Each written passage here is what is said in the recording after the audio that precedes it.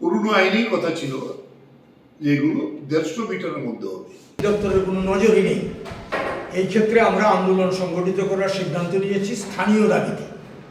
কৃষকদের স্থানীয় দাবি একেবারে গ্রাসরুট লেভেলে সাধারণ কৃষকদের কাছে গিয়ে আমরা তাদের সুখ দুঃখের কথা, তাদের সমস্যাগুলো আমরা শুনব, শুনে সেগুলো নিয়ে আমরা কৃষি দপ্তরের আধিকারিক বা সাধারণভাবে প্রশাসনের নজরে আমরা এগুলো নিয়ে আন্দোলন গড়ে তুলব। গোটা মে মাস পর্যন্ত এটা চলবে। দ্বিতীয়ত হচ্ছে, আপনারা জানেন যে সর্বভারতীয় ধর্মঘট হচ্ছে আগামী 20শে মে।